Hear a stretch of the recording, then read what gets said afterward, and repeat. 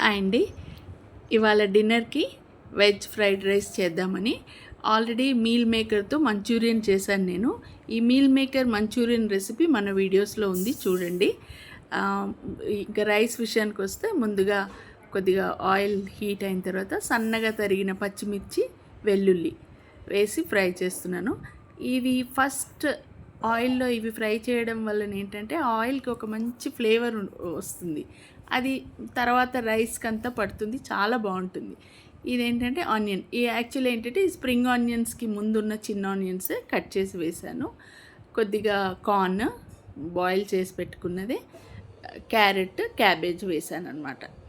సింపుల్గా మనకు ఇంట్లో ఉన్న ఈ బేసిక్ వెజిటబుల్స్ అయితే నా దగ్గర ఎప్పుడూ ఉంటాయండి. ఎందుకంటే మా ఇంట్లో ఎక్కువ నూడిల్స్ అని, పాస్తా అని, ఫ్రైడ్ రైస్ అని, ఉప్మాలో వాటిలో కూడా మేము ఎక్కువ వెజిటబుల్స్ వాడుతుంటాం. సో ఈ 4 రకాల వెజిటబుల్స్ మా ఇంట్లో ఎప్పుడు ఉంటాయి.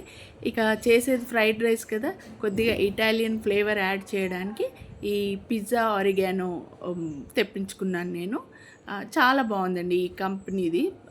అంటే ఈ పాస్టాలో కానీ, నూడిల్స్లో కానీ, ఫ్రైడ్ రైస్లో మంచి ఇటాలియన్ ఫ్లేవర్ వస్తుంది. ఆరిగానో ప్యాకెట్స్ ఆన్లైన్లో దొరుకుతుంది.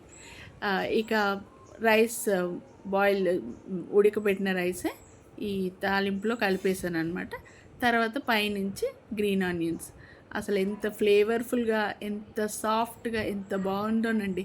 ఇక ఇదే మా evening dinner: meal maker Manchurian, boiled fried eggs, veg fried rice, ఇంకా సాలడ్. ఇంతకంటే ఇంకేం కావాలో చెప్పండి. సింపుల్ ప్రొసీజర్తో రెస్టారెంట్ స్టైల్ డిన్నర్ అనమాట. బాయ్.